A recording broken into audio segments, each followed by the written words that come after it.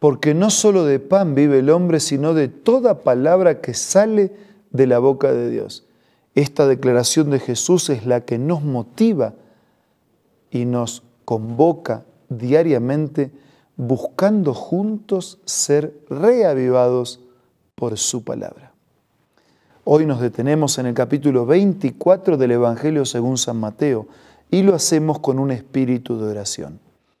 Padre nuestro que estás en los cielos, te pedimos que nos bendigas al meditar y reflexionar sobre tu palabra.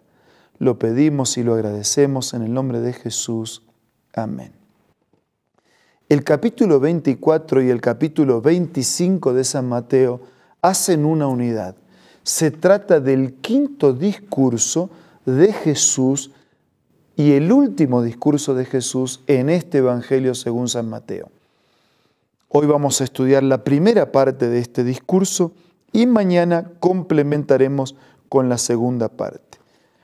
Jesús, dice versículo primero, salió del templo y mientras caminaba se le acercaron sus discípulos y les mostraron los edificios del templo.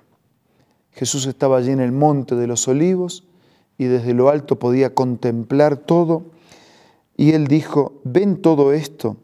Les aseguro que no quedará piedra sobre piedra porque todo será derribado. Pensar que ese templo era el orgullo, era la satisfacción, era el edificio emblema, distintivo. Y Jesús dice, no va a quedar piedra sobre piedra sin que sea derribado. Más tarde estaba Jesús sentado en el monte de los olivos cuando llegaron los discípulos y en privado le hicieron una pregunta. Después nosotros vamos a descubrir la pregunta de Dios, pero esta es la pregunta de los discípulos. Y la pregunta es, ¿cuándo sucederá esto y cuál será la señal de tu venida y del fin del mundo? Si no va a quedar piedra sobre piedra, si todo va a ser destruido, eso tiene que ver con el fin del mundo. ¿Cuándo? ¿Cuándo? ¿Cómo nos vamos a dar cuenta? ¿Qué señal hay de ese fin del mundo, de tu venida y de tu regreso? Desde el versículo 4 el Señor comienza a contestar la pregunta de los discípulos, la pregunta del hombre. Y entonces le dijo, miren, tengan cuidado, vendrán muchos que usarán mi nombre, dirán yo soy el Cristo, engañarán a muchos, ¿eh? Habrá falsos maestros, falsos profetas. Son señales identificatorias, como carteles en el camino que nos indican la proximidad de la llegada a nuestro destino.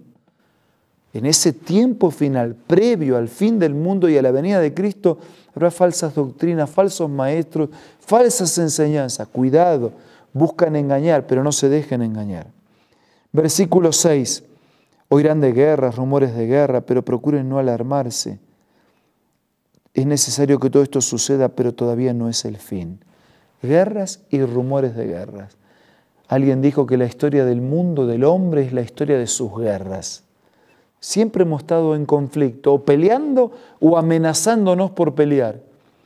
Naciones contra naciones, reinos contra reinos. Eso es lo que dice versículo 7. Se levantará nación contra nación, reino contra reino, guerras de alcance mundial. Ya las hemos tenido. Habrá hambres, terremotos por todas partes. Todo esto será apenas el comienzo de los dolores. Serán entregados, serán perseguidos, serán acusados por la fe, por el trabajo de los falsos profetas. Versículo 14. Y este evangelio del reino se predicará en todo el mundo como testimonio a todas las naciones y entonces vendrá el fin. Después de dar esas señales, ¿no? Hambre, pestilencias, pestes, guerras, violencia, falsas doctrinas, falsos maestros. Pero hay algo más. El evangelio tiene que ser predicado hasta lo último y entonces va a venir el fin. Versículo 15. Así que cuando vean en un lugar santo el horrible sacrilegio de la que habló el profeta Daniel, el que lee, que lo entienda. Los que están en Judea huyan a las montañas. El que está en la azotea no baje a llevarse nada de su casa. El que está en el campo no regrese para buscar su capa. Qué terrible será en aquellos días para las que están embarazadas o amamantando. Oren para que la huida no sea en invierno ni en sábado. ¿Está hablando de la destrucción de Jerusalén? en primera instancia y está hablando del fin del mundo en segunda instancia. Si en algún momento serán perseguidos, que no sea en invierno, van a pasar frío, que no sea cuando están amamantando, que tampoco sea en sábado, que puedan guardar ese día como Dios lo ha establecido en su palabra. Porque habrá una gran tribulación, como no lo ha habido desde el principio del mundo hasta ahora, ni la habrá jamás. Y si esos días no se acortaran, nadie sobreviviría, pero por causa de los elegidos serán acortados. Día de angustia, día de crisis, día de tribulación, como nunca antes hubo. Serán días difíciles, días malos, tal vez los peores, pero una buena noticia, serán los últimos, serán los que antecedan al regreso definitivo del Señor y la instauración definitiva de su reino. Cuando digan, mire, ahí está el Cristo, allá está, no crean. Cristo no va a venir de manera privada. Cuando dice está en el desierto, no salgan. Versículo 29. Después de la tribulación de aquellos días, se oscurecerá el sol. Y mirando la historia y la ciencia, un gran oscurecimiento del sol ocurrió, según las bibliotecas y los registros, el 19 de mayo de 1780. Y dice, no brillará más la luna. Esa misma noche la luna se puso roja como sangre. Y además dice, y las estrellas caerán del cielo y los cuerpos celestes serán sacudidos. Y eso ocurrió en noviembre de 1833. Quiere decir que ya estamos en este tiempo final de la historia.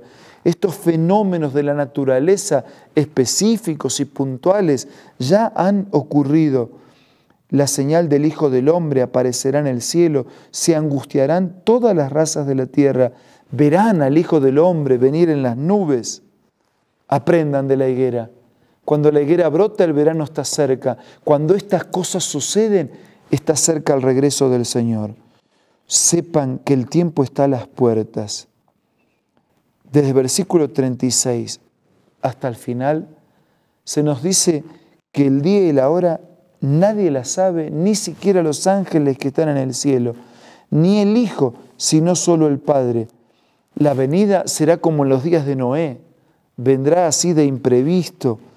En los días de Noé, dice, la gente comían, bebían, se casaban, se daban en casamiento, hasta que no entró en el arca y no supieron nada de lo que sucedía hasta que llegó el diluvio y se lo llevó a todos. Por eso hay que mantenerse despiertos, atentos, preparados para ese gran día que vendrá como un ladrón en la noche, que no pide permiso, que no avisa. El Señor va a intervenir definitivamente para terminar con el pecado para siempre. Pero aquí hay un elemento muy importante en el cierre del capítulo. Versículo 44. También ustedes deben estar preparados porque el Hijo del Hombre vendrá cuando menos lo esperen. Versículo 45. ¿Quién es el siervo fiel y prudente a que su Señor ha dejado encargado de los sirvientes para dar la comida a su debido tiempo? El capítulo comienza con la pregunta del hombre. El hombre quiere saber cuándo serán estas cosas. ¿Qué señal hay de tu venida? ¿Cómo me puedo dar cuenta? El hombre pregunta ¿cuándo? Pero la pregunta de Dios es otra. La pregunta de Dios es ¿quién? El hombre pregunta ¿cuándo? Y el Señor dio alguna aproximación para identificar a grandes rasgos los tiempos previos a ese regreso. Pero la pregunta del Señor es ¿quién? ¿Quién es el siervo fiel? ¿Quién es el siervo prudente? ¿Quién está dando el alimento a tiempo? ¿Quién está haciendo lo que el Señor pidió que hagamos? Eso es más importante que saber cuándo, porque eso significa prepararse y estar listos para compartir con Dios la eternidad. Porque el Señor vendrá y quien no está preparado recibirá la destrucción definitiva. ¿Cuándo? Jesús dio una aproximación, pero lo esencial es ¿quién? ¿Quién? ¿Quién es el siervo fiel, prudente, que da el alimento a tiempo en la casa de Dios, que hace lo que tiene que hacer y se prepara para la eternidad. ¿Es usted? ¿Somos nosotros? ¿Queremos serlo? Pidamos la ayuda de Dios.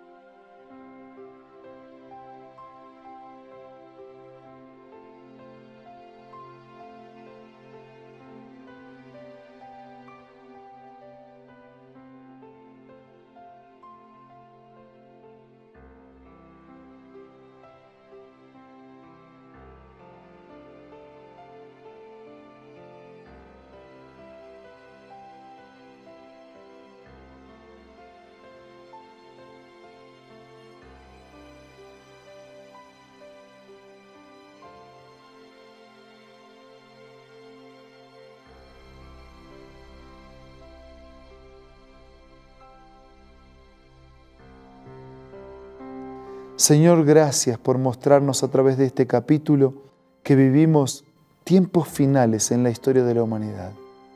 Pero gracias también por mostrarnos lo indispensable e imperioso de prepararnos, de ser los siervos fieles y prudentes, que hacemos lo que tenemos que hacer, que vivimos de la manera como nos has indicado, porque queremos ser parte de tu reino. Por favor, bendícenos, por favor, ayúdenos, por favor, asístenos con tu gracia, con tu poder y con tus promesas. Queremos que vengas, necesitamos que vengas, pero queremos prepararnos para ser parte de tu reino. Te lo pido y te lo agradezco en el nombre de Jesús. Amén. Si algo más podemos hacer, si podemos ayudar con algún material complementario que nos permita prepararnos para compartir con Dios la eternidad, cuente con nosotros. Nos reencontramos mañana para seguir juntos buscando ser reavivados por su palabra.